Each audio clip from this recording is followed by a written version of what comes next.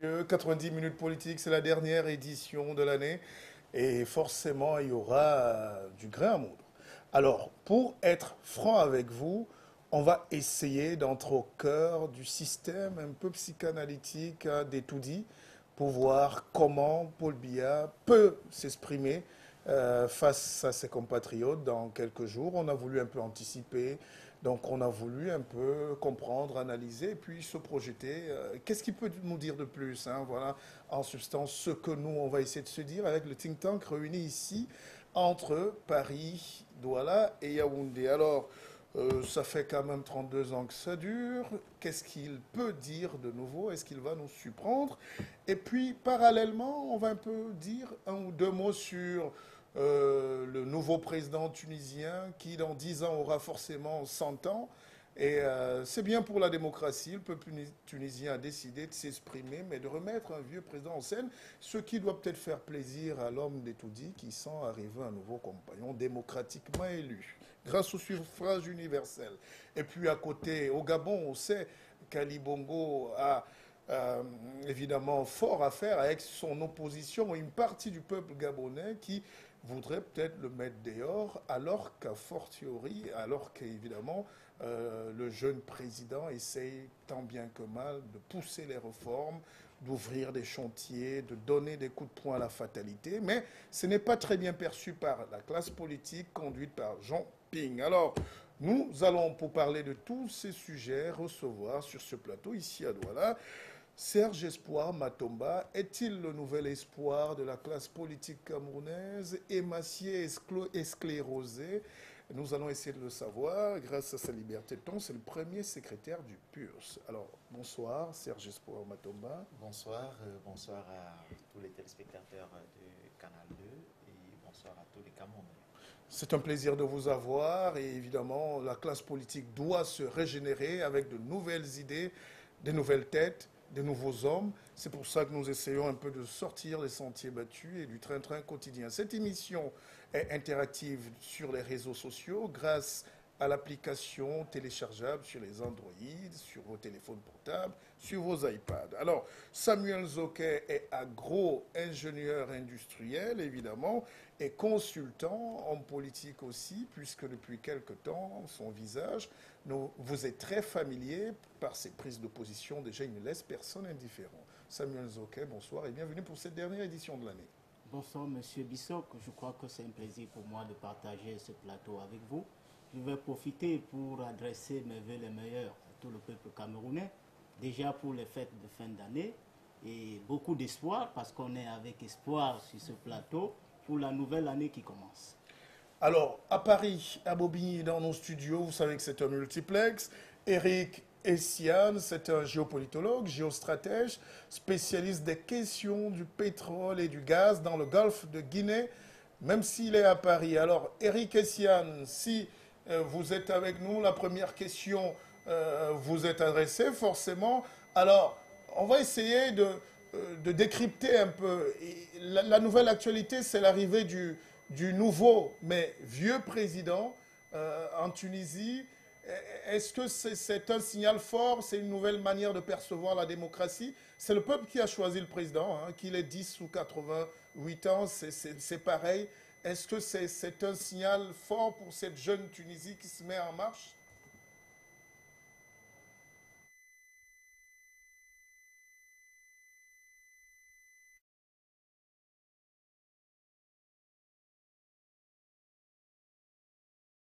Bonsoir, Monsieur Martial Bissok, et merci encore une fois de plus de l'opportunité que vous m'offrez pour pouvoir débattre, discuter, d'échanger sur toutes ces questions qui concernent l'Afrique, cette Afrique qui est en marche de façon inexorable. Je souhaiterais également dire un joyeux Noël à tous les téléspectateurs de Canal 2, à tous les Camerounais, à ma famille, à mes amis. Tout en leur demandant de toujours continuer à rester dans l'effort, car c'est qu'à ce titre que nous pouvons parvenir à nos fins et atteindre nos objectifs. Vous me posez une question très pertinente. Il vient de se passer, c'est pas quelque chose en Tunisie. La Tunisie vient d'élire son président. on le dit, bientôt nonagénaire, plus de 80 ans, ça pose un problème parce qu'on se dit, voilà un autre vieux qui arrive à la tête des élections.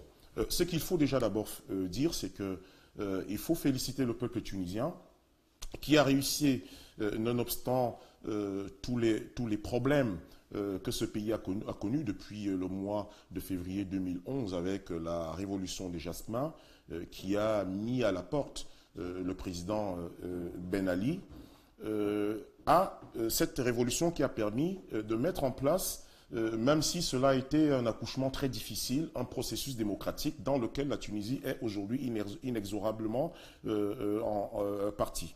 Alors, ce qu'il faut savoir, c'est que c'est un président qui a été élu. Il a été élu par des Tunisiens. Je pense d'ailleurs quand même qu'avec 55,68% des voix contre son concurrent, le président sortant Marzouki, avec 44,32% des voix, avec un taux d'abstention de 37%, montrer que les choses sont en marche. Il y a un mouvement qui est engagé en Tunisie. C'est un mouvement inexorable. La Tunisie continue, elle va aller de l'avant. Les processus démocratiques, comme j'ai eu coutume de le dire, sont des processus qui sont dynamiques, qui doivent être travaillés. Il faut avancer. Et je dis que c'est une victoire pour le peuple tunisien parce que depuis l'indépendance de ce pays, on a eu quand même un président inamovible, Bourguiba. Puis ensuite, on a eu l'ère Ben Ali, qui, nonobstant un certain nombre de progrès sensibles qu'avait connu la société tunisienne, qui est d'ailleurs une société, un pays qui a amorcé quand même un développement considérable, acceptable et appréciable, à un moment donné, n'a pas compris, n'est-ce pas, l'appel et les frustrations du peuple. Donc cette révolution vient à point nommé. Elle projette la Tunisie dans l'avenir. Elle permet à la Tunisie aujourd'hui de se conforter dans ce processus de démocratisation qui, je l'ai dit, est inexorable, mais qui devra être renforcé afin que ce pays, qui est un grand pays d'Afrique, puisse se positionner sur l'échiquier comme étant des pays sur lesquels l'Afrique, le continent africain peut compter.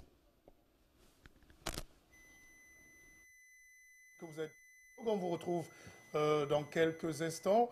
Yaoundé, Atangana Manda qui est là à la demande générale des téléspectateurs. On aime bien sa verve, ses prises de position évidemment, mais c'est dans cet échange démocratique, cette friction d'idées que se construira le Grand Cameroun avec les hommes neufs de demain. Alors, Atangana Manda, vous êtes à Etoudi, à Yaoundé. Est-ce que vous pouvez nous donner un petit votre sentiment? On parlait tout à l'heure du président Saïd en Tunisie qui a 88 ans. Et quand on sait que on a souvent fait le reproche à Paul Biya d'avoir aussi plus de 80 ans, on peut quand même se dire que quand la démocratie s'exprime, on est fort tenté de suivre quand même. Atangana Manda.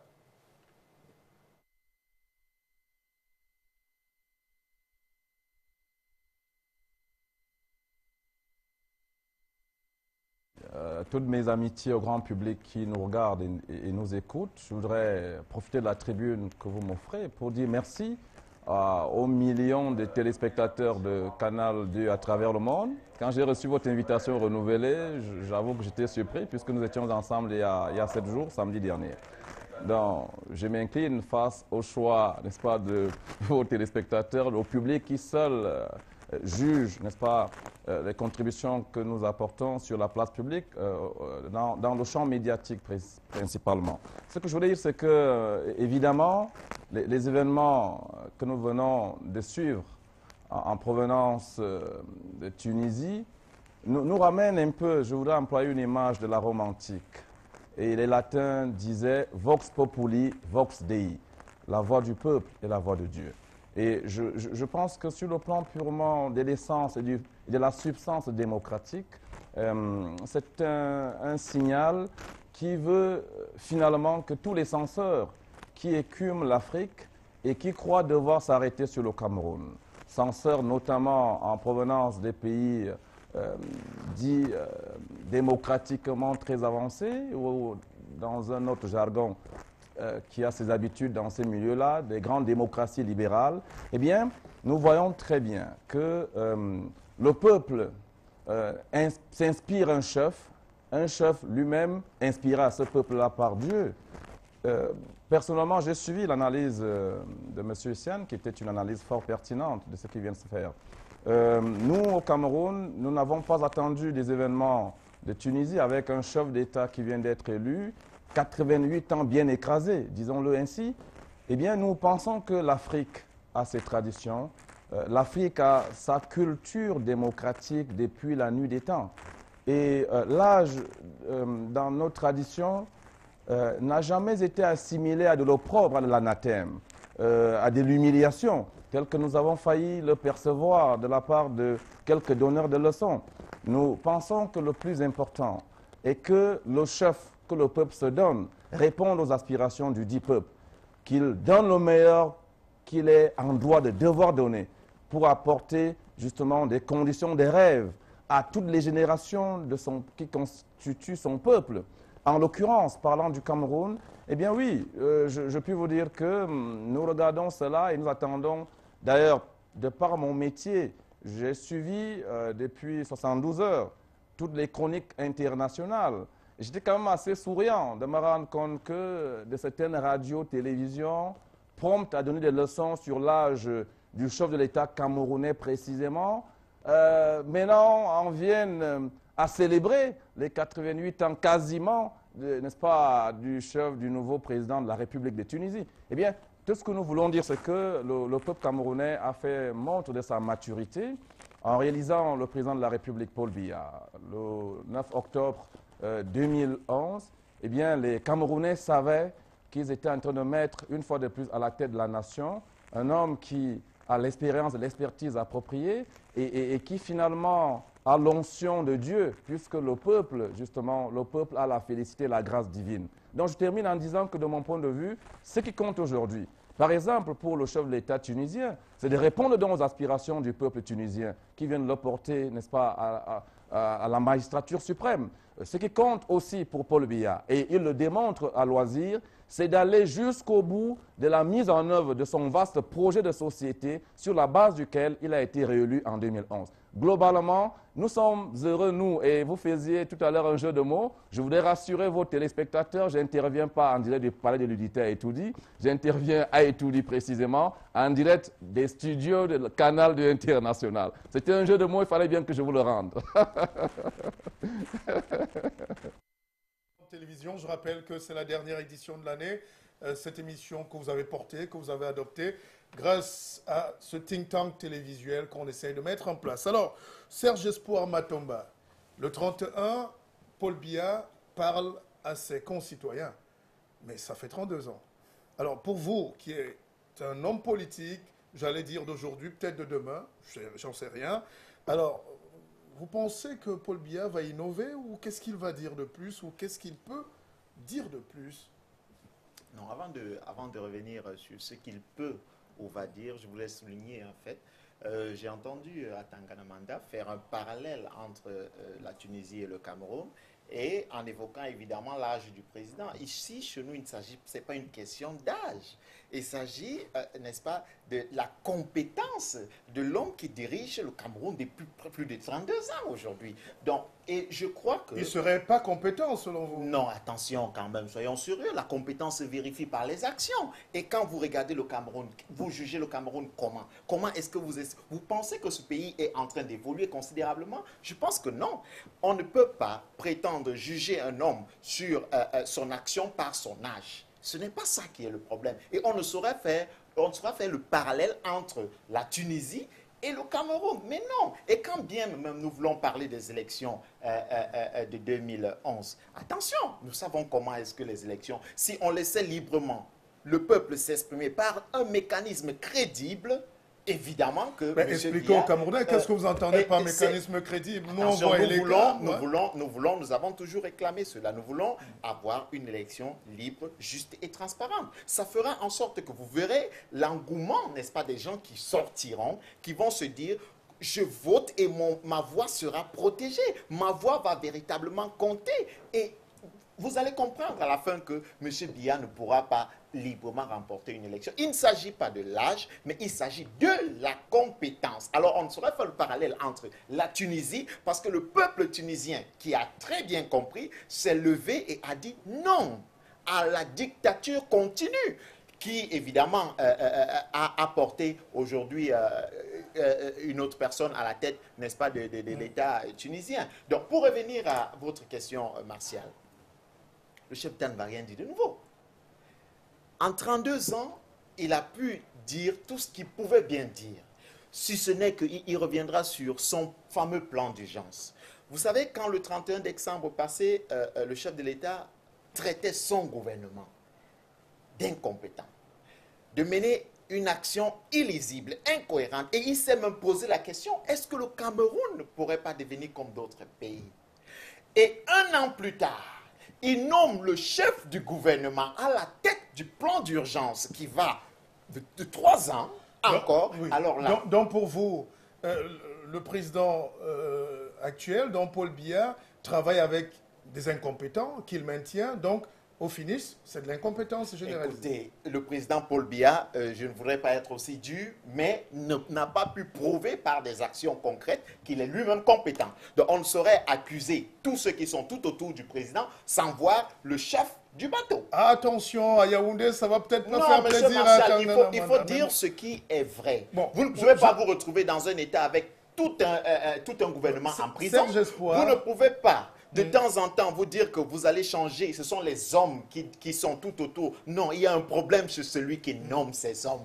Et avant de nommer, il faut avoir la certitude qu'ils ont la capacité de servir les Camerounais. Mais ce problème, cela n'est pas encore vérifié. On revient à vous. Il faut rappeler que dans ce jeu démocratique, on va aller très succinctivement. Les minutes s'égrènent, les secondes s'échappent à une vitesse accélérée, donc on va aller très vite. Alors, on a dit l'âge, ce n'est pas le problème. Sinon, Ali Bongo, qui a 50 ans, n'aurait pas de problème au Gabon en ce moment. Ça se verrait bien. Donc, on va essayer quand même de voir. Samuel Zoké, pour vous, qu'est-ce qui peut encore se passer de nouveau? Parce qu'actuellement, on suppose qu'à Etoudi, il y a des éminences qui écrivent, qui griffonnent, qui barrent, qui essayent de bichonner un truc pour que Biya paraisse plus crédible. Alors, pour vous, qu'est-ce qu'il peut dire de nouveau?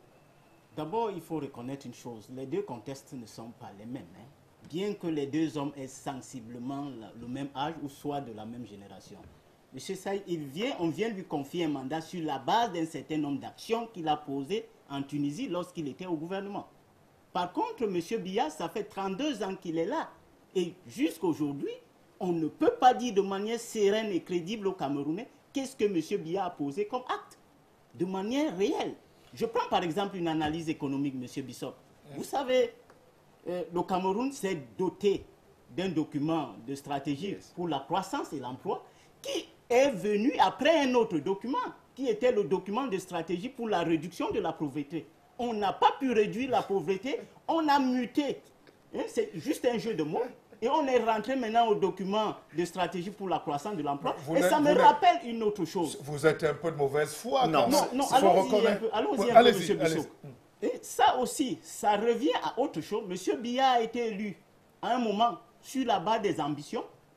Et maintenant, il est élu sur la base des réalisations. Et je tiens à rappeler que M. Biya ne vienne pas en 2018 sans aucune réalisation. Et qu'ils disent aux Camerounais qu'il est apte à diriger. Mais il n'a pas dit qu'il sera là en 2018. C'est de ça qu'il est question. Il faut noter, Martial, qu'une des choses sur lesquelles M. Biya va véritablement s'appuyer, c'est son slogan de toujours, la paix. Mais il faut dire aux Camerounais la vérité. M. Biya n'a pas hérité un pays en guerre. Il n'a jamais hérité un pays en guerre. Et on peut faire passer la paix comme étant un acquis de M. Biya, c'est un problème. Aujourd'hui... Serge Espoir, on va écouter Eric Essiane à Paris et puis on revient pour que ça tourne. Sinon, ça risque de ressembler à un monologue de ces plateaux de télévision si souvent ennuyeux. Eric Essiane, alors, vous êtes de votre vision panoramique là-bas, très bien placé pour nous dire ce que pourrait ou pas dire le chef d'État, surtout que les Camerounais en ce moment, ça se voit dans la rue, ont beaucoup de problèmes pour boucler les fins de mois, les fêtes sont dans une ambiance assez morose, ce n'est plus l'effervescence d'antan. Alors, vous, on espère, qu'est-ce que vous vous pourrez dire ou qu'est-ce que vous pourrez conseiller à Paul Biya qui nous suit actuellement forcément ou son équipe?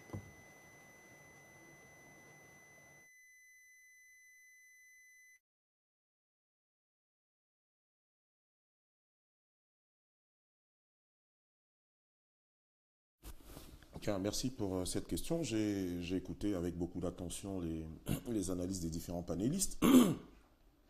Je souhaiterais simplement déjà d'abord revenir, et ça je suis d'avis avec monsieur le président de parti politique, excusez-moi, le nom m'échappe, que le contexte tunisien n'est pas le même que le contexte camerounais. Et je pense que je vais peut-être vous amuser encore, c'est-à-dire que on va repartir sur le célèbre aphorisme qui dit que le Cameroun, c'est le Cameroun. Ce n'est pas les mêmes pays. Alors, nous sommes d'accord que ce n'est pas un problème d'âge, en réalité. C'est un problème de la manière dont on va réaliser les aspirations d'un peuple. C'est sur cette base qu'un homme d'État doit être, n'est-ce pas, élu. Cependant, je voudrais dire une chose, que je souhaiterais aussi qu'entre nous, nous arrêtions, certains d'entre nous, d'être des appendices de cette pensée occidentale qui a toujours envie de donner des leçons aux Africains. J'ai dit une chose, je n'aurai de cesse de le dire. L'Afrique est en marche, le Cameroun est en marche. Moi j'ai entendu, on dit, bon, monsieur Biya, écoutez, moi je ne fais pas de politique, moi je vais sur des analyses qui sont des analyses, n'est-ce pas, simples, claires, et tout. Je dis, je souhaiterais être d'accord avec tous que le Cameroun de 1960 n'est pas le Cameroun de 2014. Bien. Il faut savoir une chose, dans le fonctionnement de tout État, je ne suis avocat de personne, je dis, dans le fonctionnement de tout État, il y a des problèmes qui sont inhérents. Un État ne fonctionne. Je le dis aujourd'hui, même en France, ici où nous sommes, on est en train de constater que François Hollande, c'est le président le plus impopulaire de la Ve République. Ça, on n'avait jamais vu. Aux États-Unis, Barack Obama, qui par un dernier sursaut, après avoir perdu, c'est pas le Parlement qui a été ravi par les républicains, il est en proie à des problèmes. En Chine, partout, il y a des problèmes. Vous avez cité le Gabon tout à l'heure. Ce que je veux dire, c'est que le débat dans lequel nous devons nous engager dans un débat résolument constructif, qui nous fasse avancer. Le problème, et je l'ai dit il y a 7 jours, Paul Biya, le président de la République du Cameroun, n'est pas éternel. Ce n'est pas Paul Biya le problème du Cameroun. Parce qu'il partira, il n'est pas éternel, un jour il quittera ce pays. Mais j'ai toujours dit, le problème c'est, qu'est-ce que chaque Camerounais peut faire? Parce qu'il ne s'agit pas de se verser dans la critique stérile, de dire oui, tel n'a pas fait ceci, tel n'a pas fait cela, on a nommé un gouvernement incompétent, on a fait ceci, mais qu'est-ce que nous faisons? Qu'est-ce que nous pouvons apporter? On aura beau rentrer dans les statistiques pour dire oui, en 1982, il n'a pas trouvé un pays en guerre, je veux bien. Mais il a quand même, à un moment donné, il faut quand même reconnaître. Ne nous dites pas que ce monsieur, que je ne connais d'ailleurs pas, est à 100% négatif. Je pense qu'il est au service de ce pays. Et quand on est au service d'un pays, il y a des choses qu'on peut réaliser. Il y a des choses qu'on ne peut pas réaliser. Aucune action n'est parfaite en ce monde. Mais le problème, le véritable problème, c'est que tous les Camerounais, on arrive. Parce que lorsque vous avez des gens qui sont des prévaricateurs, des gens qui mettent la main sur l'argent de la fortune publique, des gens qui ne comprennent pas qu'à un moment donné, il y a une population qui souffre, mais prennent des résolutions négatives, qui vont à l'encontre, je vais même aller plus loin en disant, qui se comportent dans leur pays comme des maquisards, comme des ravisseurs, qui pratiquent la politique de la terre brûlée, la tactique de la terre brûlée dans leur propre pays. Je dis à un moment donné, s'il vous plaît, nous aurons beau, n'est-ce pas, faire porter le chapeau à un seul individu, mais je persiste encore à dire, c'est tous les Camerounais qui doivent résolument s'engager pour aller dans cette voie. On a dit les choses. Moi, je dis, je suis quelqu'un de... Je vais simplement dire une chose. Bon, depuis 32 ans, bon, peut-être qu'il y en a qui pensent qu'il n'y a rien qui a été fait, mais je pense quand même que, soyons honnêtes, l'honnêteté intellectuelle nous recommande quand même de savoir et de dire, de reconnaître qu'il y a un certain nombre de choses quand même qui ont été faites. C'est vrai, certes, c'est pas facile. Et puis, ne comparons pas le Cameroun de 1960 et le Cameroun de 2014. Ce n'est pas la même population, ce ne sont plus les mêmes besoins, ce ne sont pas les mêmes enjeux, ce ne sont plus les mêmes défis. Vous avez parlé de paix tout à l'heure. Que peut faire un État? D'ailleurs, il y a une émission, d'ailleurs, c'était avec beaucoup de regrets qu'on n'avait pas pu discuter sur la fameuse loi qui a été votée, la loi antiterroriste, pour dire qu'à un moment donné, il faut s'arrêter de polémiquer. Il faut s'arrêter d'agiter des épouvantails qui n'ont pas de sens. Après le 11 septembre 2001, avec les attentats qu'ont subis les États-Unis, il faut dire que c'est la première fois que l'Amérique est touchée dans son sol. En décembre 1941, c'était à Pearl Harbor. Que depuis 2001, il y a plus d'une centaine de lois antiterroristes qui ont été votées dans tous les États pour se prémunir, pour se protéger, pour assurer, n'est-ce pas, la sécurité de leurs citoyens. Ce qui reste une mission régalienne d'un État. Qu'on reproche qu'on dise qu'au Cameroun, l'adoption de la loi de décembre, la loi antiterroriste, est une loi liberticide, c'est une loi scélérate. Je suis désolé. À un moment donné, il faut savoir ce que l'on veut. Nous avons au nord du pays une entreprise terroriste internationale dont on connaît très bien les ramifications et les financements. Boko Haram, qui enlève, qui tue, qui massacre. Pourquoi peut-on reprocher à l'État du Cameroun, à son assemblée, d'avoir adopté une loi qui aille dans le sens d'avoir, n'est-ce pas, de juger ces personnes-là? Parce que ces personnes qui sont dans des prisons camerounaises, qui sont arrêtées aujourd'hui, dans quel cadre doit-on les juger? Ce sont des terroristes, ils massacrent. Donc je dis une chose, je ne suis pas ici pour faire le bilan de M. Biya ou de qu'est-ce qu'il dira à la fin de cette année. Je dis simplement, à un moment donné, tous les Camerounais doivent se tenir la main. Il ne sert à rien. Et cela ne nous avancera pas de toujours pointer le doigt accusateur sur un tel, sur un tel. C'est un travail de tous. Le président Joseph Kennedy disait, ne vous demandez jamais ce que votre pays peut faire pour vous. Demandez-vous ce que vous pouvez lui faire. Et c'est un appel à nous tous Camerounais qui devons apporter, où que nous nous trouvions, notre contribution à la construction de l'édifice. Je ne suis pas politicien, je ne suis pas économiste, je dis simplement que c'est très simple à comprendre. Un État, c'est ça, c'est une nation, et je dis, face à un péril, face à un défi, un peuple doit s'arrêter. Face à des défis, un peuple doit s'unir, faire un pour affronter, n'est-ce pas, les échéances, pour affronter les difficultés. Merci, Eric Essiane, mais vous n'avez pas peut-être bien compris le but du jeu. Ce n'est pas un monologue, hein. Nous échangeons et puis ça ne dépasse pas 30 secondes, une minute, hein, pour que la parole circule, même si on est respectueux de votre intervention. Voilà. Alors, à Tanganamanda, vous êtes à Yaoundé, on a écouté les uns et les autres, chacun avec son ton, sa liberté de ton, évidemment, et on a envie de vous poser la question de savoir, est-ce que ce bilan que tous les Camerounais juge, hein, chacun se fait sa propre opinion. Est-ce qu'il est positif pour Paul Biya? Est-ce qu'il va se présenter le 31 dans la posture de quelqu'un qui est assez content de lui? Voilà un peu grosso modo.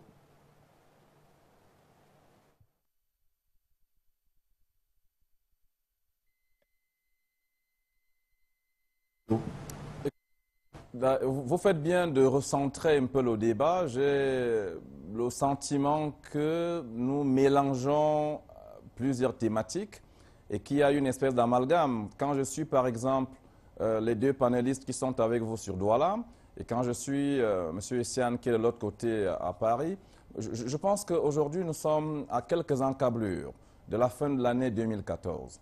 Et sur le plan purement professionnel, dans des grandes émissions, des parcours télévisuels, comme cela se dit dans notre jargon, eh bien, comme celui-ci, il est question de repasser l'action politique, n'est-ce pas, au sommet de l'État, dans le rétroviseur de l'histoire de l'année 2013. C'est comme cela que j'ai perçu votre invitation quand vous m'avez invité à venir à cette émission. Et je vais donc m'inscrire dans cette logique.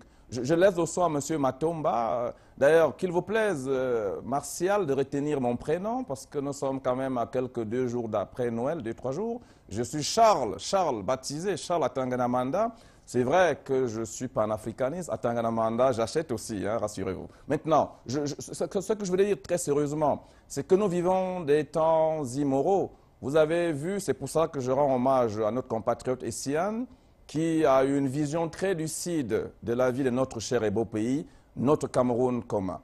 Nous vivons des temps immoraux où nous avons des compatriotes à travers le monde qui sont prêts à tuer le Cameroun pour quelques miettes de pain, à vendre père et mère, à vendre la chère patrie, notre cher et beau pays, à mettre l'anathème sur la République. Et aussi, intramuros, à l'intérieur de nos frontières, nous vivons des temps, si vous voulez, de fructification d'une génération de jeunes censeurs, n'est-ce pas, qui passent à la guillotine à la première occasion, n'est-ce pas, l'instant d'une présence sur un plateau de télévision, eh bien, on entreprend de mettre l'anathème sur celui que le peuple camerounais a plusieurs fois choisi. Je voudrais quand même arrêter avant de répondre très précisément à votre question, sur ce qu'indiquait un des panélistes qui a osé insulter le peuple camerounais en estimant que l'élection présidentielle d'octobre 2011 n'était pas un modèle du genre qui a eu ci, a eu ça. Je pense qu'à un moment donné, quand on s'engage dans la vie politique, j'ai aucune leçon à donner à ces jeunes compatriotes. Je pense que le Cameroun attend d'autre chose. Le Cameroun, tel qu'il est aujourd'hui, tel qu'il vient, attend justement une race de nouveaux hommes politiques qui puissent faire montre de bonne foi. Je crois, dans l'histoire du renouveau national, si vous voulez, la deuxième République du Cameroun qui part de 1982, avec l'arrivée de Paul Biya, l'élection de 2011 que nous avons tous vécue, toutes générations confondues, est une élection de tout ce qui aura eu de transparent, attesté par les instances internationales, même celles qui sont venues pensant voir quelque chose qui n'allait pas. Donc, on est derrière, cette élection est passée, et dans une démocratie, dans une république. La nation vit des moments. L'élection de 2011 est passée. Paul Biya est au travail pour résoudre les problèmes des Camerounais. Il s'était engagé. C'est sur son programme politique que le peuple camerounais, à 78%, a mis son dévolu. Paul Biya avait en lice avec lui pas moins de 21 autres candidats. Pour faire simple, je pense que le débat sur l'élection est clos. Et je voudrais dire à ces jeunes gens qu'il faille qu'ils essaient de décrypter le Cameroun de 82 à 2014 et de reprojeter le Cameroun de 1982 un peu plus haut jusqu'en 1960. Et ils verront que l'homme que le peuple camerounais justement a bien voulu remettre aux affaires a donné tout ce qu'il était en droit de donner pour que justement M. Matomba, par exemple, que je salue avec toute la fraternité requise, soit sur ce plateau de télévision en train de dire tout ce qu'il veut. C'est une grande démocratie, un pays de liberté plurielle que le Cameroun, entre autres. Et je pense qu'aujourd'hui, le débat sur 2013, je voudrais dire que ce que j'ai pu observer, c'est un président de la République qui a, après avoir lui-même fait le diagnostic le 31 décembre 2013, n'est-ce pas, au niveau de son adresse à la nation, et il s'était rendu compte que la mise en branle du vaste chantier qui était devenu le Cameroun tel qu'il l'avait sauté, la mise en mouvement des vastes projets structurants avait un rythme plutôt poussif de son regard présidentiel au sommet de l'État et qu'il fallait justement recharger les batteries et renvoyer tous les acteurs avec plus de pugnacité dans l'action tout au long de l'année 2014. Je crois que l'année 2014, de mon point de vue, aura eu trois grandes, si vous voulez, actions à la fois dangereuses, délicate pour notre pays, à savoir les problèmes de sécurité avec Boko Haram.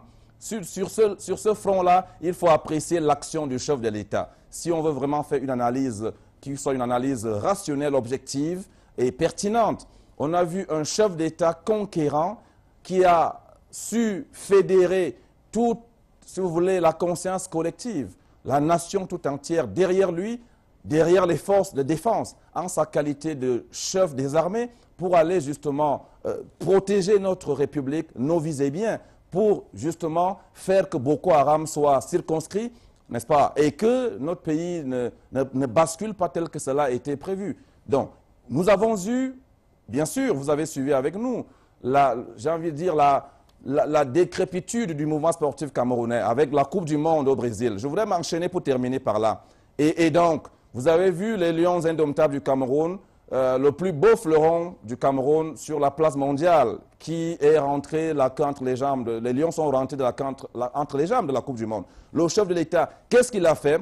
Je pense qu'il a fait exactement ce que le peuple camerounais attendait de lui. Il a pris ce dossier, il a donné des instructions. Aujourd'hui, les Lions ont retrouvé leur superbe. Ils sont qualifiés pour la Coupe d'Afrique des Nations. Je voulais terminer avec le dernier point parce que c'est comme ça qu'il faut décrypter un peu 2013 de mon point de vue. Le front économique. Parce qu'effectivement, quand nous rentrons en 2014, la relance de la croissance fait problème. Et je termine par là en disant que le chef qu'on peut apprécier Qu'a-t-il fait justement pour donner tous les signaux qui puissent permettre d'entrevoir la relance de la croissance de notre économie pour 2015? Eh bien, le plan d'urgence est lancé. Donc, c'est un Paul Biya que moi j'attends le 31 décembre au soir serein, un chef qui a un bilan 2013 à présenter, 2014 autant pour moi, à présenter au peuple camerounais sur le front économique, sur le front politique, sur le front sécuritaire, sur le front sportif.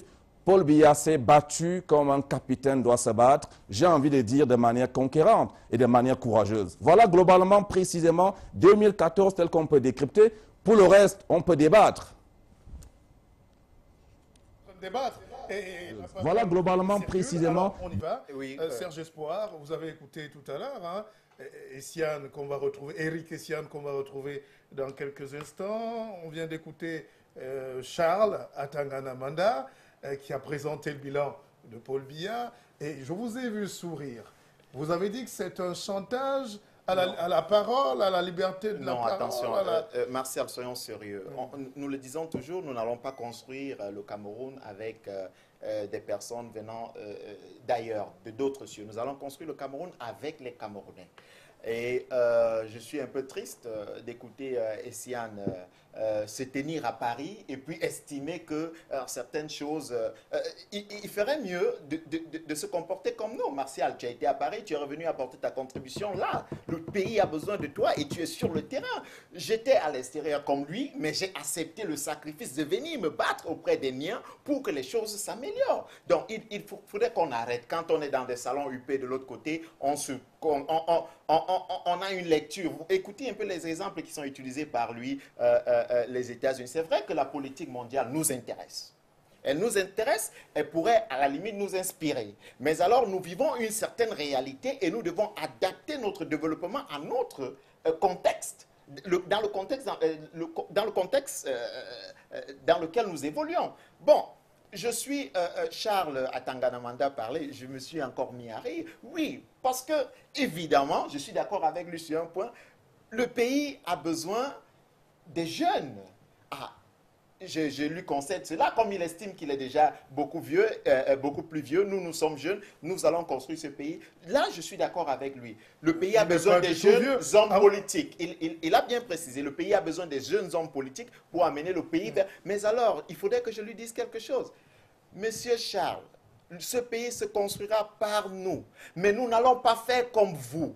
Vous faites dans le suivisme. Vous applaudissez ceux qui font mal. Mais nous n'allons pas continuer dans cela. Justement, les années 60 ne sont plus 2014. Alors nous ne pouvons pas continuer à faire comme vous, à applaudir ce qui ne va pas. Quand on parle de sécurité, je l'ai dit tout à l'heure, le président Paul Biya viendra certainement nous présenter dans son discours la lutte contre l'insécurité. Il a tant prôné la paix qu'aujourd'hui il n'y a plus aucun argument sur lequel il pourra se tenir pour dire aux Camerounais, voilà ce que je vais faire durant l'année 2015 qui arrive, si ce n'est lutter pour votre sécurité. Et pour y arriver, il faut créer l'insécurité.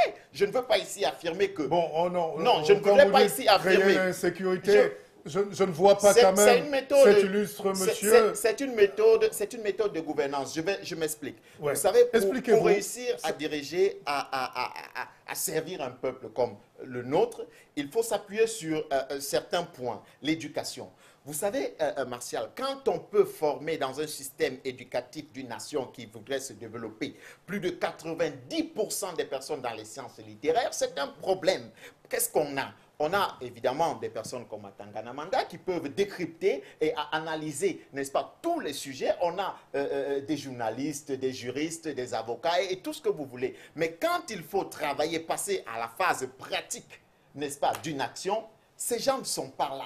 Parce qu'ils ont été préparés. Mais quand vous dites créer l'insécurité, c'est quand même... Je reviens pour dire que, évidemment, l'insécurité aujourd'hui qui est créée, attention, par qui? Ça ne vient pas des jeunes Camerounais. Quand ceux qu'on arrête aujourd'hui qui sont interpellés, ce sont les amis d'Atanganamanda qui sont là, c'est-à-dire les gens du RDPC et compagnie, qui sont interpellés pour ces crimes. On découvre un maire, un élu RDPC qui est une courroie qui a déjà 2 cas dentés et qui a une courroie de transmission entre une secte terroriste qui est en train de transformer, n'est-ce pas, le pays en un vaste champ de guerre. Ce sont les accointances qu'ils ont. Ce n'est pas les partis d'opposition, comme on veut bien le faire croire que les partis d'opposition ne travaillent pas. Non, ça se fabrique dans ce parti qui, soi-disant... Pour vous, il est plus facile aujourd'hui d'être sous le parapluie du RDPC, tranquille, et se cacher, et que c'est l'opposition qui est mise à contribution et accusée de tous les maux, alors qu'elle n'est responsable de rien. Écoutez, l'opposition fait son travail. Elle est où l'opposition? L'opposition n'a pas toutes les manettes, vous le savez. L'opposition, et encore, quand on parle bien de cette loi antiterroriste qui vient, n'est-ce pas, Vous la contestez? Il est évident que nous devons avoir notre code pénal déjà à... N'est-ce pas? Moi, je trouve, dans notre code pénal est-ce déjà... qu'il y a à redire sur cette loi? Non, Martial, cette loi n'est pas mauvaise, mais elle est à réécrire. Il y a certains articles dans cette loi qui ne valaient pas la peine, qui ne valent pas la peine d'exister. Ça, c'est ce qu'il faut dire. Elle n'est pas mauvaise, mais elle est à réécrire. Donc, parce que nous avons besoin de nous doter, évidemment. Nous ne pouvons pas être dans un pays et encourager, n'est-ce pas, des pratiques qui sont... Laissons un peu. On revient à vous tout à l'heure, Serge Espoir. Alors, Samuel Zoké, c'est pas moi qui le dis, vous êtes visiblement très jeune, hein, même si ça peut être une apparence. Alors, la jeunesse de ce pays qui est constitué à 80% des jeunes de 20 à 30 ans, est presque aux abois. On la retrouve nulle part dans les sphères. Il y a un chômage systémique, pour ne pas dire presque congénital. Alors, comment doivent percevoir les jeunes, comment perçoivent les jeunes aujourd'hui ce gouvernement qui est en face et surtout leur leader, Paul Biya, qui va s'exprimer dans quelques jours? Je crois que vous posez là une meilleure question, M. Bissok. Mais je dois d'abord rappeler que j'ai l'impression qu'on se perd dans le débat. Parce que vous avez posé la question de savoir qu'est-ce que M. Biya est en proie à dire aux Camerounais en fin d'année par rapport aux espoirs qu'il a soulevés. Mais on nous a ramené un dossier sécuritaire qui est un dossier sensible. Je ne vois aucun Camerounais aujourd'hui qui est apte à soutenir le mouvement Boko Haram qui met en mal nos compatriotes. Il faut être dans le nord pour voir un peu ce qui se passe aujourd'hui, pour dire que la menace Boko Haram, c'est une menace nationale. Et c'est un problème sérieux. C'est tout le pays qui est mobilisé aujourd'hui. Ce n'est pas l'affaire de M. Biya, ce n'est pas l'affaire de M. Manda, mais c'est l'affaire du peuple camerounais. Et sur ce problème, on n'a pas, lorsqu'on a des thématiques ici, stigmatiser les autres comme si c'était eux qui encourageaient de telles pratiques. Et M. Matumba l'a si bien dit, ceux qui sont aujourd'hui les bras artificiers du Boko Haram, c'est les camarades de M. Manda. Évidemment. Et il le sait, il les côtoie au quotidien. Il faudrait donc éviter, chaque fois que nous avions un débat, qu'on vienne cataloguer les uns et les autres comme si c'était eux, les amis du Boko Haram. On n'a pas porté une accusation sur vous, quand même, non, il faut toujours préciser les choses telles quelles. Et moi, je dois dire une chose. Moi, je fais une analyse sur le prisme économique. Le Cameroun, aujourd'hui, va mal. N'en déplaise à ceux qui sont là pour chanter les louanges à un régime. Le Cameroun va très mal aujourd'hui. Nous voyons le plan d'urgence aujourd'hui. Il vient après ce que le gouvernement lui-même a défini en début d'année. Il y a un plan d'urgence gouvernemental qui a été mis en place. Quand vous dites, que le Cameroun va très mal, allons jusqu'au bout des idées. Je vais arriver, M. Bissot. 30 secondes. Ouais. Il y a eu le plan d'urgence gouvernemental. En dehors du plan d'urgence gouvernemental, maintenant nous avions le plan triennal qui est appelé plan d'urgence. Et dans ce plan d'urgence, moi je suis analyste économique. Vous n'avez aucun agrégat consolidé. En dehors du montant global qui vous est affiché, vous n'aviez pas un montant qui sera affecté à la santé. C'est-à-dire, on ne sait pas où et qu'est-ce qui est urgent. Ça veut dire qu'au jour d'aujourd'hui, le plan d'urgence, ce n'est qu'un jeu de mots. Il n'y a rien de précis. On vous a compris, M. Zoké. Permettez à Eric Essian, qui est votre frère, qui a juste le tort d'être actuellement sur les rives de la Seine, c'est pas un reproche qu'on lui fait, enfin que moi je lui fais à titre personnel, d'intervenir avant de retrouver Yaoundé. Alors, Eric Essian, on nous a dit que c'est finalement une soupe au chantage dès qu'on veut parler des vrais problèmes du Cameroun, l'économie, le chômage, la misère. on dit attention, il y a la sécurité Boko Haram. Vous êtes de cet avis ou pas?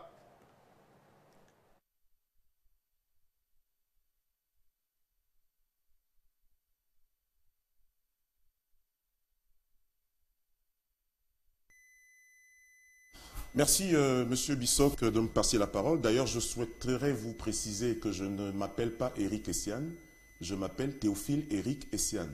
Parce qu'il y a des Eric Essiane qui existent. Moi, je suis Théophile Eric Essiane.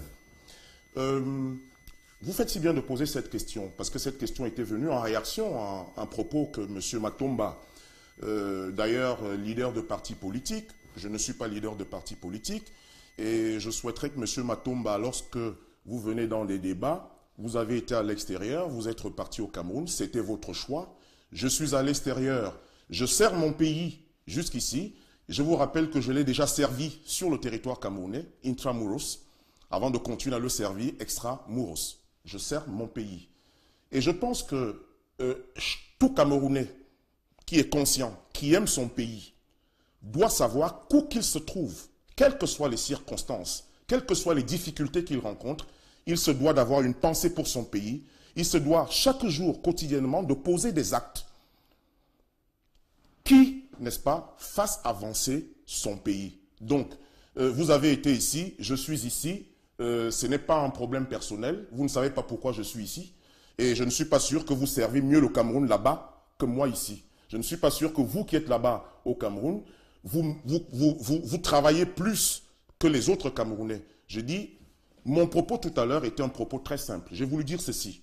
C'était un appel patriotique, à ma manière. J'ai dit qu'il ne s'agit pas de mettre le chapeau sur un seul individu. C'est une question de Camerounais. Pourquoi vous voulez pratiquer du terrorisme intellectuel? Moi, je ne marche pas là-dedans. J'ai dit, j'ai un propos qui est clair. Je suis Camerounais. Je me pose la question de savoir qu'est-ce que je peux faire pour mon pays. Qu'est-ce que demain, lorsque je quitterai ou que la terre du Cameroun m'engloutira, qu'est-ce que j'aurais fait pour ce pays-là? Qu'est-ce que j'aurais légué à mon niveau? Là se trouve le véritable enjeu, la véritable question, la question fondamentale. Ce n'est pas une question de dire, quand vous êtes dans des salons UP, d'abord, vous ne savez pas que je suis dans un salon UP. Je viens ici, c'est par patriotisme que je viens, pour participer au débat constructif, pour apporter ma pierre à l'édifice. Bien, vous avez posé la question tout à l'heure, j'ai dit, j'ai fait un appel patriotique. J'ai dit, je ne suis pas là pour faire, c'est pas un débat politique, on fait une lecture. J'ai dit, le président de la République va s'adresser à la nation dans quelques jours. J'ai dit une chose, il y a des problèmes. Le Cameroun est dans sa phase de grandes réalisations, qui sont elles-mêmes issues des grandes ambitions. Bon, maintenant, il y a des chantiers, il y a des choses qui se sont faites. Et c'est pour ça que j'ai évoqué le côté sécuritaire. J'ai dit, si vous voulez, il y a des thématiques qui vont revenir très certainement. Il y a ce plan d'urgence qui vient d'être voté. Il y a ce comité de suivi qui a été nommé. Puis maintenant, il y a la question de la sécurité de Boko Haram. Et c'est pour ça que j'ai évoqué, s'il vous plaît, la question de cette loi antiterroriste qui, ma foi, je me dis, le Cameroun a le droit, n'est-ce pas, d'enrichir son arsenal juridique et judiciaire d'une telle loi face aux menaces, face aux risques, aux périls qui sont en train de menacer tous les pays en général. Donc, mon appel est un appel patriotique. Je parle ici en tant que Camerounais. Je ne parle pas ici en tant qu'appartenant à telle famille politique ou à ceci. Je dis, je suis tout à fait d'accord avec l'analyste économique qui a dit qu'il y a des problèmes. 80% de jeunes, il y a des problèmes. La jeunesse a des problèmes. La jeunesse, une jeunesse d'ailleurs, qui aujourd'hui est de plus en plus bien formée, qui a besoin qu'on lui fasse confiance. Une jeunesse qui a envie de travail, qui est entreprenante. Et nous disons que tous ces blocages-là ne sont pas des blocages, ce sont des blocages qui sont inhérents au fonctionnement de tout État. Mais le véritable problème qui se pose, c'est que donnons-nous les moyens pour, n'est-ce pas, faire sauter ces verrous, libérer la jeunesse pour que cette jeunesse puisse contribuer, comme on a vu dans tous les autres pays, à faire du Cameroun, ce Cameroun, n'est-ce pas, beau, développé, émergent que nous voulons avoir. Donc, ce n'est pas une histoire pour dire, oui, vous qui êtes à l'étranger et tout, mais je suis à l'étranger, je suis fier d'être à l'étranger, et je suis fier d'être Camerounais, et je sers mon pays chaque fois que j'ai l'opportunité de le faire.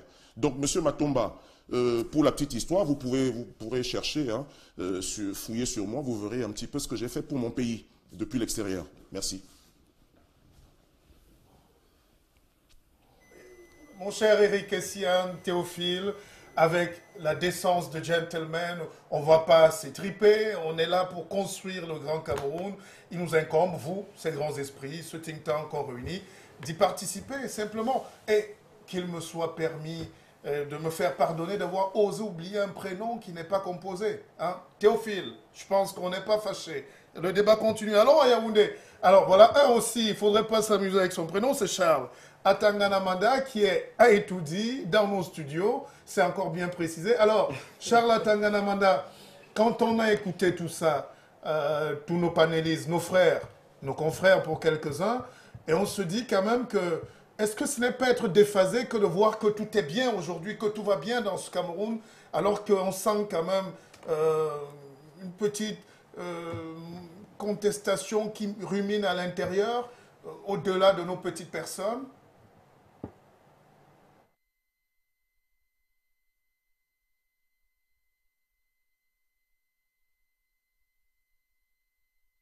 Écoutez, moi je suis très surpris que nous soyons dans un débat de niveau qui me semble très relevé et que les interlocuteurs en viennent à ne pas s'écouter. Vous me voyez, vous m'avez retrouvé à Yaoundé, à Etoudi, dans vos studios avec le sourire. J'ai le sentiment que M. Matomba et M. Nzoké sont de plus en plus nerveux. Je voudrais commencer par leur dire qu'on est en fin d'année. Chers compatriotes, détendez-vous, soyez moins fâchés, tout va bien. Maintenant, je voudrais aussi rassurer Sian de ce que, ici à Yaoundé, dans les studios de Canal 2 à Etoudi, il y a un Camerounais de ceux qui ont du respect pour la diaspora. Charles Atanganamanda voudrait vous rendre hommage pour ce que vous faites pour apporter à votre pays. Donc, comme je le disais précédemment, moi je ne rentre pas dans des luttes de clocher ou dans des débats individuels. Je parle du Cameroun et rien au-dessus du Cameroun en ce qui me concerne. Et quand je parle du Cameroun, je parle d'un problème sérieux. Je laisse le soin à Monsieur le Président du PURS, parti politique, dont la finalité d'accéder au pouvoir, de prendre la place de Paul Biya. C'est son droit légitime. C'est son droit aussi de penser qu'il faille faire de la politique politicienne en insultant à tout va l'action politique de Paul Biya. Les Camerounais qui sont les seuls juges apprécieront. Si moi j'étais conseiller politique de M. Matomba, je lui dirais que ce n'est pas l'injure et l'anathème qu'il faille présenter à la face du Cameroun. Quand on veut être sérieux aux yeux des Camerounais, on sait pouvoir dire la vérité.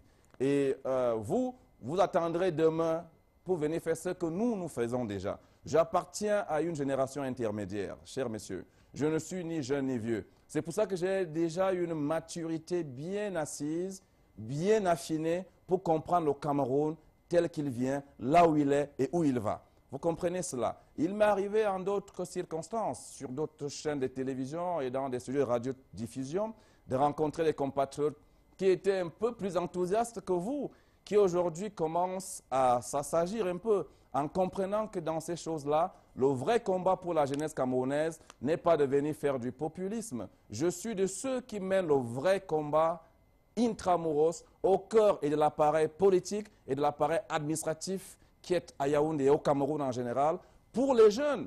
Monsieur le Président du PUR, je vais vous dire, personne ne m'a déroulé, par exemple, le tapis rouge. Vous avez eu le beau rôle d'essayer absolument d'évoquer le RDPC. Allons-y un peu. Vous savez comment je fais pour devenir un des communicateurs de ce parti? Eh bien, je me suis fait disponible pour être utile à un homme politique.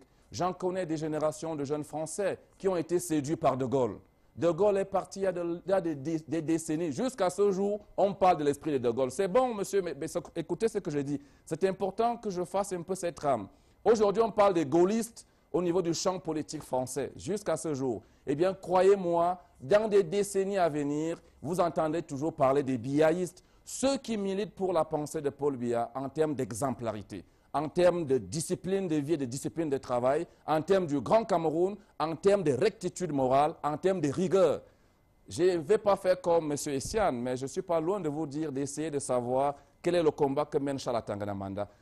La samedi dernier, quand justement j'ai eu l'invitation de Canal 2 lui-même, avec le présentateur vedette de cette émission, appuyé par son grand public qui a demandé que je vienne, je l'indiquais sans lunettes noires que je suis pour qu'il y ait un renouvellement de la classe politique, pour que le discours, l'adresse historique du président national du RDPC, ci devant président de la République, chef de l'État du Cameroun, son adresse historique en date du 15 septembre 2011, à l'ouverture du 3e congrès ordinaire de son grand parti, le parti auquel je milite avec conviction, eh bien que son adresse justement soit à nouveau implémentée, que ce soit des actes palpables, la nouvelle dynamique, place aux jeunes, place aux femmes, qu'on continue la déferlante qui a été mise en place. Donc je veux dire à tous les donneurs de leçons qui pensent qu'il faut venir sur un plateau pour dire « nous on fera mieux que vous », Charles Atangana Manda n'a jamais applaudi ce qui n'est pas bien fait. J'entendais et j'apprécie M. Zoké, il a bien fait de nous rappeler qu'il est analyste économique. Je voudrais lui dire très modestement que j'aime cette posture technique et scientifique. Eh bien, je suis venu dans cette émission en tant que spécialiste en sémiotique et stratégie, en tant que spécialiste en communication politique et par ailleurs chercheur en politique publique. Sur le plan sémiotique, allons-y chers compatriotes, le sémioticien ne quitte pas le texte. Le texte que nous analysons aujourd'hui, c'est quoi? C'est la période 1er janvier 2014 et 31 décembre 2014. Voilà le texte. Et sous le prisme de cette période, qu'aura fait le chef de l'État? Voilà la thématique. En 2014, tous les problèmes que le Cameroun aura traversés, sur le plan économique, sur le plan politique, sur le plan sportif, j'ai énuméré pour vous montrer. Maintenant, si vous ne m'écoutez pas et vous voulez faire du populisme pour dire « il applaudit », mais non, je suis désolé, les Camerounais sont sérieux. Moi, je respecte le grand public qui a demandé que je revienne à cette émission. Et les Camerounais m'ont écouté en disant « nous attendions le chef de l'État intrépide pour la lutte contre la guerre contre Boko Haram ». Eh bien, a-t-il été intrépide ou pas? Le Cameroun, quand on regarde ce qui se passe dans les pays voisins, notamment au Nigeria, où Boko Haram justement a commencé à sévir, moi je suis la chronique mondiale. Toute la presse internationale salue les forces de défense du Cameroun, leur opiniâtreté, leur intrépidité, leur pugnacité au front et les faits d'armes avec des chiffres appropriés. Et évidemment, Paul Biya y veille en tant que chef des armées et la batterie défensive de notre pays. On l'a vu mobiliser le peuple camerounais. Monsieur Nzoké, monsieur Matomba, cela est-il vrai ou faux? C'est des faits. Et les faits sont têtus. Dans une autre vie professionnelle, je suis journaliste. Et aujourd'hui, je crois que j'ai fait mes classes. Vous verrez bien, quelqu'un vous dira que je suis journaliste principal. Donc j'ai fait ma route en travaillant dur dans ce métier. Les faits sont là. Ça veut dire que Paul Biya, que nous regardons sur le plan économique, oui, le Cameroun a des problèmes. C'est pour ça que cet homme, le premier d'entre nous, cherche des formules.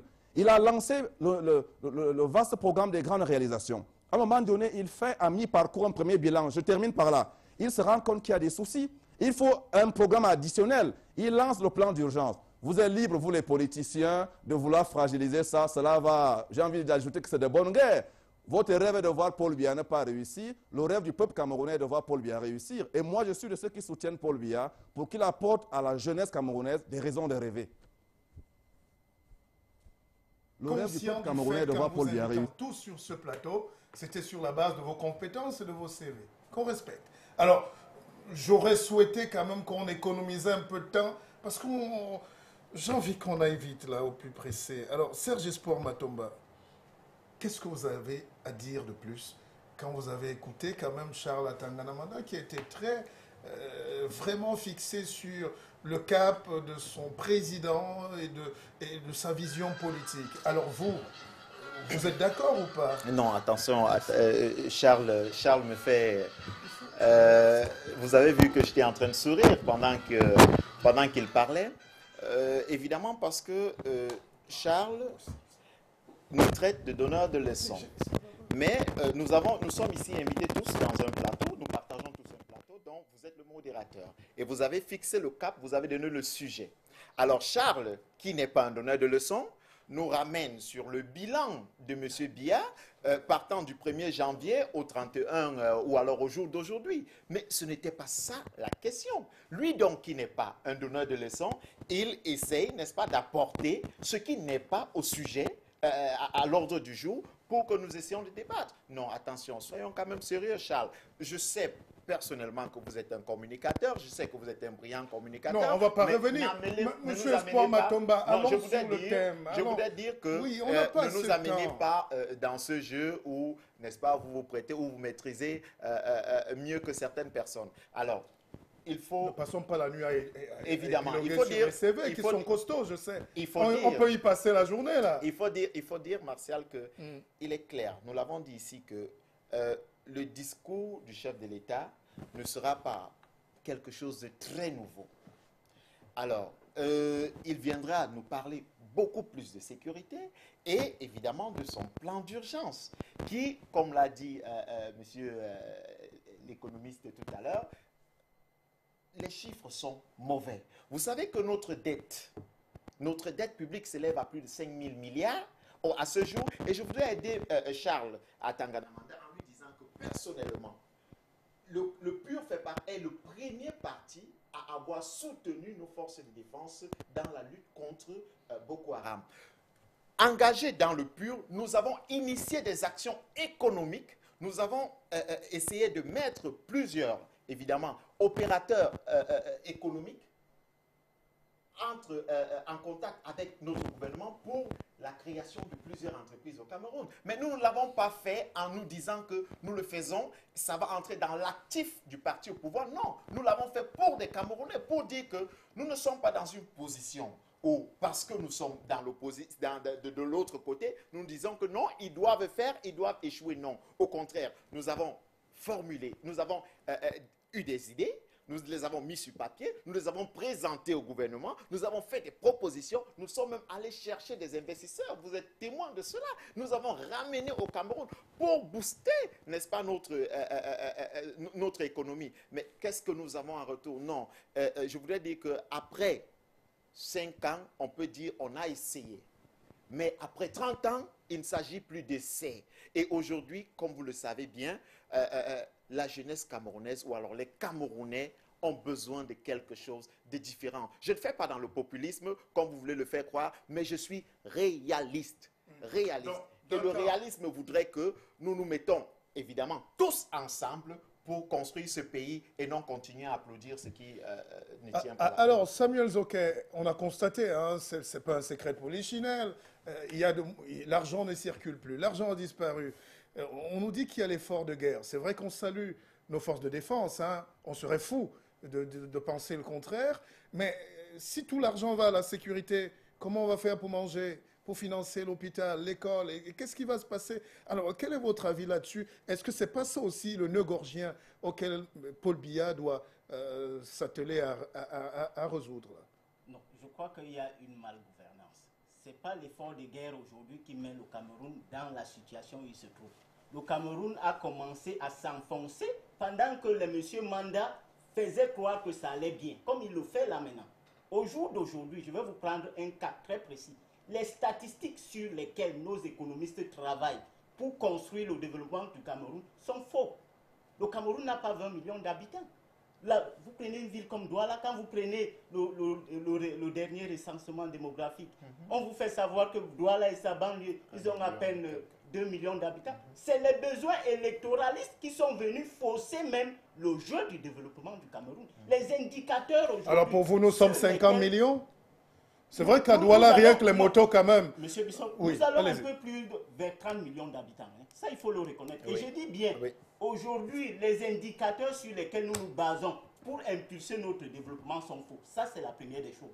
La seconde des choses, aujourd'hui, on s'appuie sur l'administration pour booster le développement, alors qu'on doit externaliser ceux qui sont appelés à tenir les piliers du développement du Cameroun. Parce qu'un programme, c'est quoi? C'est que vous avez les objectifs clairement définis.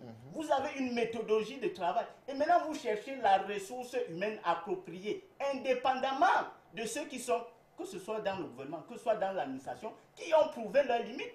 Voilà les gens qui n'arrivent pas à consommer le budget d'investissement. Et avant ça, voilà les gens qui ne sont pas arrivés à utiliser les fonds PPT mis à leur disposition. C'est pour ça qu'il y a eu des détournements dans ce pays en masse. Il y avait tellement d'argent et curieusement, on est dans le seul pays au monde où vous ne pouvez pas dissocier dans le management normal un ordonnateur de dépenses, un liquidateur de la dépense, un vérificateur de la dépense. Vous trouvez des ministres qui traînent de l'argent dans des mallettes parce qu'ils sont l'alpha et l'oméga. Ça se fait au sommet de l'État comme ça. Ça se fait chez le petit agent du ministère comme ça. Et ça, c'est des indicateurs forts. Aujourd'hui, une société de développement met sur pied 2 organes. Il y a un conseil, un comité exécutif et il y a un conseil de surveillance. C'est les 2 organes qui se régulent pour impulser le développement. Et chaque fois, on fait ce qu'on appelle le suivi et l'évaluation. Au jour d'aujourd'hui, je m'attendais quand même. M. Biya est élu depuis 2011. Aujourd'hui, nous amorçons 2015. Il faudrait une évaluation à mi-parcours. Les grands projets sur lesquels M. Biya a été voté, où en est-on? Les réalisations, les grandes réalisations. Voilà, où en est-on? On nous a trompés. Je prends par exemple le cas du pont en eau profonde de Kribi. On nous a dit en juin dernier, on l'a réalisé à 80%. Mais j'étais la seule personne à dire ici qu'on était à 50%. Monsieur Zoké, le port est en train d'avancer quand même à Grand Batanga. Le port avance. À Kribi quand même. Et ça c'est bien, il faut remercier ceux qui travaillent. Mais sauf qu'il faut donner l'information juste. Ce port sera opérationnel en fin 2015 ou en 2016, pas avant. Et ça, c'est des éléments qu'il faut toujours apporter au Monsieur Zoké, on peut quand même être de bonne foi pour dire que le port lui-même avance très vite. Le taux de réalisation frise peut-être les 70%. Mais je suis d'accord avec vous qu'un port industriel-portuaire a besoin de tous des contours, dont les routes secondaires, les voies d'accès, bref, les contournements. Ça, c'est notre débat. Oui, on va à Paris. Je voudrais vous dire une chose. Oui, allez-y. C'est que quand on parle d'un port, ce n'est pas l'infrastructure maritime, c'est tout ce qui permet l'opérationnalité de ce port. C'est de ça qu'il est question. On est d'accord sur le point. Maintenant, écoutons notre frère Eric Essiat, pardon, j'allais oublier Théophile, hein, pour dire quand même que lors du dernier conseil de ministres, Paul Biya était quand même très sévère envers ses collaborateurs. Il leur a dit de laisser les bons de carburant par millions de francs CFA la semaine, de laisser des 4x4 à 120 millions de francs CFA pour un pays qui a 28 000 francs de SMIC, et de ne même plus acheter des vestes aux Champs-Élysées à 10 000 euros. Il a été clair, ce n'est pas moi qui le dis. Alors quand le chef le dit, est-ce que ce n'est pas un aveu d'échec? On parlait de mauvaise gouvernance tout à l'heure. Est-ce que ce n'est pas quand même un aveu d'échec, un signal fort qu'on a raté ou qu'il faut faire quelque chose? Est-ce qu'un remaniement, vous le sentez, vous, est en vue?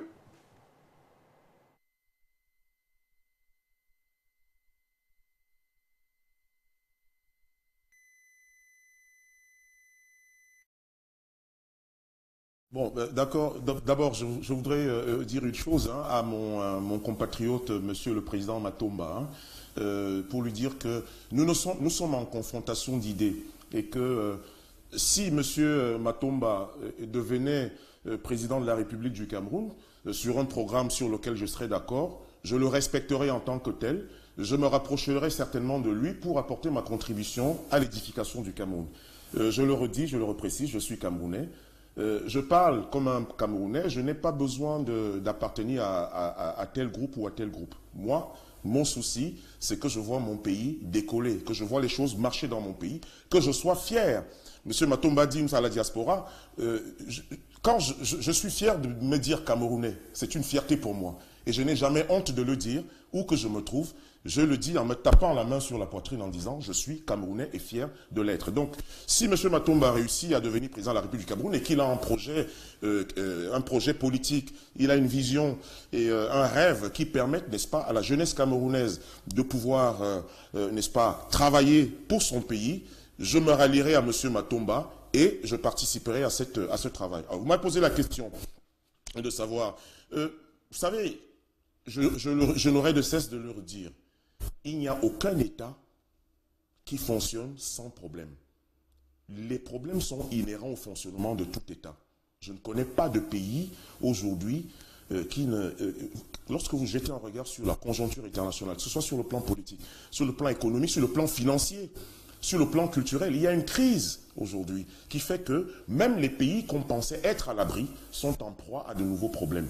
Le Cameroun est un État, c'est un pays. Maintenant, moi je ne suis pas là pour faire le bilan des 32 ans du président Biya, mais je veux simplement dire que à un moment donné, partons quand même à l'essentiel et réussissons quand même à nous dire qu'il y a quand même un certain nombre de choses qui ont été faites. On ne peut pas nous dire aujourd'hui que rien absolument n'a été fait. Bon, mais sauf que aujourd'hui, un président, un chef d'État est un chef de guerre, c'est un commandant de bord, c'est un capitaine de bateau. Mais le problème maintenant, c'est que vous avez besoin d'un certain nombre d'intelligence, comme vous le dites souvent si bien, d'expertise, de personnes à qui vous confiez un certain nombre de missions pour qu'elles les portent. Mais vous savez, nous sommes des humains, et comme je dis, aucune œuvre n'est parfaite. Vous avez dans ces équipes, je l'ai dit déjà il y a une semaine, vous avez des individus qui se comportent parfois en mercenaires. L'analyste économique a dit tout à l'heure qu'on a des gens qui ont passé le temps à détourner des fonds de PPTE, ce qui relève du crime. Parce que vous ne pouvez pas, pour de l'argent qui est mis à la disposition des populations, pour faire avancer, améliorer les conditions de vie des populations, faire main basse sur cet argent et penser que vous êtes impuni. Lors du dernier conseil ministériel, je suis tout à fait d'accord avec vous. Il a fait ce constat. Bon, alors maintenant, vous me posez la question de savoir, est-ce que c'est un constat d'échec? Je pense que, moi, je ne verrai pas la question, je ne l'analyserai pas sous ce prisme-là. Je dis, c'est un chef. Un chef, c'est un leader. Un leader, c'est quelqu'un qui conduit des troupes. Un leader, c'est celui qui conduit une population. Il arrive qu'à un moment donné, il s'arrête et se rende compte que les instructions ou la ligne politique ou alors ce qu'il a demandé à ses collaborateurs de faire n'a pas été appliqué en fonction des objectifs qui ont été fixés. Évidemment, en tant que chef, il peut lui arriver à ce moment-là donc de prendre, n'est-ce pas, des décisions graves qui peuvent aller de la sanction ou, n'est-ce pas, à la privation de liberté pour les individus, n'est-ce pas, qui ont fait main basse sur cet argent. Alors, je suis tout à fait d'accord avec toi, et ce que je dis, et c'est pour ça que je milite. Je dis, vous avez raison. Bon, qu'est-ce qu'on fait avec des millions de bons de carburant? Qu'est-ce qu'un ministre fait avec 3, 4, 5, 6, 4, 4? Ce n'est pas normal. Ça, c'est des choses, et je dis que c'est un travail de tous les cas. C'est pour ça que je dis, moi, la posture que j'ai, c'est la posture d'un Camerounais qui veut voir son pays avancer. Maintenant, nous sommes des humains, aucune œuvre n'est parfaite. Et il est même fort possible que dans cette équipe gouvernementale, qu'il y ait des individus qui peut-être manquent de compétences ou qui ne parviennent pas à décrypter, n'est-ce pas, la vision de son chef, qui n'arrivent pas, n'est-ce pas, avec les moyens qui sont mis à leur disposition de pouvoir permettre à ce que cette politique, mais vous savez, le Cameroun, il y a tellement de textes, quand vous les lisez, ce sont des textes qui sont, mais vous êtes émerveillés quand vous les lisez. Il y a des décisions, et c'est pour ça que je vais encore ajouter de l'eau et corroborer ce que monsieur l'économiste a dit. Il y a un problème de gouvernance. Et je dis que ce problème de gouvernance ne concerne pas un seul individu. C'est l'affaire de tous. Il ne s'agit pas, ça ne concerne pas un seul individu, c'est une affaire de tous, de telle enseigne qu'aujourd'hui, ce que je dis, c'est qu'il y a des ressources, on peut, mais regardez la jeunesse camerounaise. Elle bouge, c'est une jeunesse qui demande tout simplement qu'on lui donne, qu'on lui offre les conditions pour qu'elle puisse montrer de quoi elle est capable. Et c'est ce que je dis. C'est pour ça qu'on disait d'emblée, en levé de rideau de cette émission, que l'âge, ce n'est pas un problème. Le problème, ce n'est pas l'âge. Le problème, c'est quels sont les moyens que nous nous donnons pour faire sauter ces verrous, pour que ce développement, de manière inexorable, se mette en marche.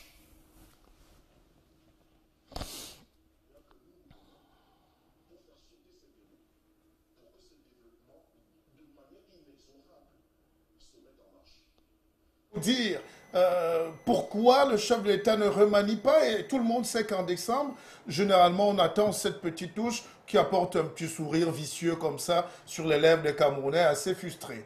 Alors, si c'est un problème de compétence ou d'homme ou de camarade de classe du président qui n'existe plus, nous, on est prêt à lui envoyer des CV des Camerounais compétents par milliers. Alors, qu'est-ce qui bloque?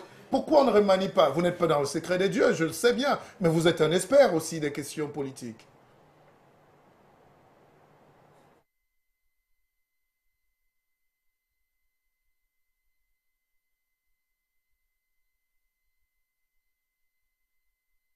Le remaniement, je ne suis pas dans la tête du chef de l'État, il est maître du temps, hein, c'est le prince, je pense que nous le savons tous, c'est lui, n'est-ce pas, qui décide de l'opportunité du changement d'une équipe gouvernementale. C'est pas si facile que ça. Je ne suis pas dans ses cercles, hein, je ne suis pas son conseiller, mais je pense qu'à un moment ou à un autre, ce remaniement viendra. Bon, mais ce que je dis, le véritable problème, c'est, vous savez, on peut remanier toutes les semaines. Mais le problème, c'est qu'il faut des personnes qui soient capables d'appliquer cette politique pour qu'on démarre. Donc moi, en respectant le caractère discrétionnaire d'un remaniement, il y a eu un petit souci, peut-être qu'on va partir, hein. Il est peut-être l'heure, on a commencé avec des soucis techniques, c'est vrai qu'on a envie d'avoir encore 2 ou 3 minutes. On écoutait Atangana Manda Charles, la question lui était posée, si on a c'est peut-être pas possible avec Yaoundé en ce moment. Alors, Serge Espoir, on va partir. Non. Est-ce que Charles Atangana Manda est là en 30 minutes? En 30 secondes, allais-je dire. Charles, je vous pose la question, s'il vous plaît.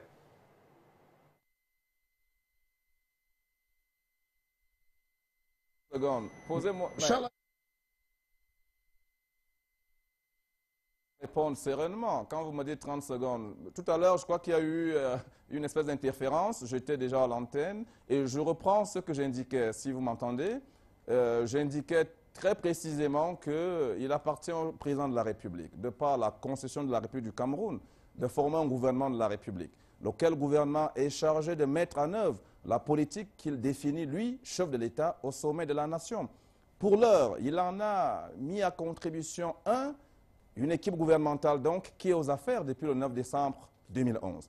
Et j'étais surpris, disais-je précédemment, d'entendre un des panélistes de Douala indiquer qu'il n'y a pas eu une évaluation à mi-parcours de la mise en œuvre des vastes projets structurants qui sont au cœur du vaste programme lui-même, des grandes réalisations du chef de l'État proposé au peuple camerounais et validé en 2011. Que nenni, il y a bel et bien eu une évaluation à mi-parcours. C'est pour cela d'ailleurs que la chronique médiatique a récupéré le dossier pour demander au chef de la nation donc, de tirer lui-même toutes les conséquences qui s'imposent, conséquences politiques, s'entend, après qu'il ait fait lui-même le diagnostic global de la manière dont il sentait, dont il voyait le train des réformes se mettre en branle. Il l'a trouvé poussif, ce train-là, et il a trouvé que la dynamique était à reformuler et à requinquer. Et je pense qu'aujourd'hui, me poser la question de savoir, moi, comme tout Camerounais, je fais confiance au chef de l'État. Le peuple camerounais aujourd'hui est fort exigeant. Le président de la République le sait. Il vient de lancer un programme additionnel d'importance, le plan d'urgence pour la relance de la croissance. Et me semble-t-il, après l'avoir écouté dans sa communication spéciale le 9 décembre 2014, tout récemment, en conseil ministériel, il est hors de question que ce plan d'urgence connaisse une moindre entorse dans sa mise en œuvre. Naturellement, il a déjà mis un cadrage réglementaire en termes de mise en œuvre, de suivi et d'évaluation. Et je crois, de mon point de vue, que les hommes, et là, c'est là que intervient ma lecture de spécialiste en politique publique, pour dire que tous les experts en politique publique s'accordent à le reconnaître. Eh bien, le nœud gordien de tout ce qui est politique publique, tout ce qui est action publique se trouve au niveau de la mise en œuvre. Et la mise en œuvre, elle est faite par des hommes, par des ressources humaines qui doivent être des ressources humaines de qualité, compétence, pugnacité dans l'action. Et je crois que le président de la République sait ce qu'il doit faire pour permettre à ce plan d'urgence pour la relance de la croissance et au vaste programme des réformes, surtout sur le plan de la grosse enveloppe, la grande boîte du vaste programme des grandes réalisations. Eh bien, de mon point de vue, je crois que je suis mis en demeure sur un plateau de télévision, dans une grande chaîne de télévision internationale, de dire qu'est-ce qui coince. Je ne pense pas que quelque chose coince. Je crois qu'il y a simplement l'horloge de l'homme politique, l'horloge qui doit accompagner l'action publique, et cela aussi technique et scientifique, quand je le dis, les experts me comprennent, pour que le petit peuple me comprenne mieux. Je crois simplement que le président de la République attend la très bonne heure, le très bon moment, pour naturellement revenir vers le peuple camerounais, après lui avoir présenté le plan d'urgence, après lui avoir présenté ce que le Parlement, puisqu'il vient de promulguer la loi des finances 2015, eh bien, je crois qu'aujourd'hui, on a une batterie, en ce qui concerne une batterie réglementaire, les finances publiques, etc., mise en place avec le plan d'urgence pour que le pays décolle. Sur les 3 prochaines années à venir, il faut bien le préciser, il s'agit d'un plan d'urgence pour la relance de la croissance qui est triennal. Donc, globalement, oui, je suis d'accord avec vous. Hein. Je pense qu'il y a comme encore une attente dans l'opinion publique et le chef de l'État scrute l'opinion publique au quotidien. D'ailleurs, je le disais sur d'autres tribunes. Si Paul Biya a brillamment été réélu en 2011, 78% de ses compatriotes l'ont réadoubé, c'est exactement parce qu'il a su être en phase avec l'opinion publique. Et aujourd'hui, on ne peut pas diriger le Cameroun comme lui-même le dirigeait en 82. En 1992, en 2002, nous sommes en 2014, à quelques heures de 2015. Je pense que le chef suit attentivement. Si vous voulez... Oh, merci. Charles Atangana Manda, on court après le temps. Alors, Serge Espoir Matomba, on est en train de partir. Alors, vous avez quand même la responsabilité de vos sympathisants et de quelques Camerounais. Qu'est-ce que vous avez à dire à votre confrère d'en face, votre collègue? Non, je voudrais déjà aider les Camerounais Très à rapidement, parce qu'on est en comprendre train de quelque partir. chose de très simple. Le budget d'investissement public a été consommé à 37%. Ça veut dire que 63%, n'est-ce pas, n'a pas été consommé. Et ce même budget a été reconduit. Et puis, le budget, évidemment, de la présidence a augmenté de 100 à 100%, c'est-à-dire a doublé. Vous comprenez que C'est-à-dire, vous dites que le roi interdit au ministre d'acheter des voitures de 110 millions, mais lui, il s'achète des voitures d'1 milliard. Permettez-moi de chuter là-dessus en disant que quand un conseil de ministres, vous savez, le président de la République est le président du Conseil des ministres. Déjà, il se tient après 2 ans, comme ça a été vérifié il y a quelques jours, pour 10-15 minutes, soyons sérieux. C'est uniquement de la communication. C'est 30 minutes quand même. C'est de la communication présidentielle. Ce n'est pas un conseil de ministres. Et puis pour dire quoi? Il faut réduire le train de vie du gouvernement. Entre-temps, celui de la présidence a doublé. C'est de la blague. C'est de la blague. Soyons sérieux. Je voudrais dire aux Camerounais de ne pas perdre espoir. Nous sommes tous, n'est-ce pas, l'espoir de cette nation. Nous devons construire ce pays. Monsieur Matomba, on est en train de partir, c'est vrai. Alors, Monsieur Zoké, un dernier mot, 10 secondes. On est tenu vraiment par le temps. Oui, en 10 secondes, il faudrait que M. Atangana Manda, lui qui a la chance de côtoyer le chef de l'État, dise au chef de l'État... Il ne l'a pas dit. Non, qu'il s'entoure de l'expertise nécessaire et qu'il se donne un agrégat quand il veut travailler. M. Matomba l'a si bien dit. On ne peut pas gérer un pays en étant absent, en n'étant pas sur le terrain. Lorsqu'un conseil de ministres se tient en 20 minutes, ça c'est de l'insulte. Lorsqu'un conseil de ministres se tient après 2 ans, c'est de l'insulte. Il ne faut pas travailler comme ça. Moi, je suis économiste. Il y a une méthodologie de travail et elle est universelle. Tout le monde le sait. Merci, Monsieur Zoké. Voilà. Ah là là. On va dire donc merci, évidemment, à Éric Théophile Essiane qui a pris de son temps pour servir son peuple. Hein, il ne cesse de le rappeler. Il était à Bobigny, à Paris. On va dire merci également à Charles Atangana Manda qui est parti de sa banlieue pour venir partager l'expertise, une partie de savoir avec le peuple camerounais. On va dire merci à Serge Espoir Matomba qui ne s'est vraiment pas démené, qui a mis tous les moyens pour être là. Ça fait plaisir, évidemment, de savoir que tout ce monde travaille pour la construction du Cameroun de demain, mais pas avec forcément les gens d'avant-hier. Samuel Zoké, consultant, merci de vous avoir écouté pendant tout ce temps. Merci à toutes les équipes techniques de Douala, de Yaoundé et de Paris. Je sais combien c'est laborieux de produire cette émission. Et même à Copenhague, Florence Guetti nous a suivis avec tous les millions de téléspectateurs qui suivent Canal 2 International. On va se donner rendez-vous en 2015 avec plus de poigne, plus de vigueur. Vous le savez, cette formule, la formulation de cette émission, c'est langue de bois s'abstenir. Nous sortons des sentiers battus, nous essayons de construire. Et depuis quelques mois, vous nous avez suivis massivement. En témoignent vos réactions sur, évidemment, la toile et aussi sur les nouveaux méthodes et les moyens de communication, les Android, les applications que vous téléchargez de votre chaîne préférée, de votre émission. Allez, soyez positifs, hein, que Biya décide ou pas de remanier le gouvernement dans quelques jours, ce n'est pas le plus important. Le plus important, c'est que chaque Camerounais se mette à la tâche pour construire ce pays que nous aimons au-dessus de tout. Bonne soirée.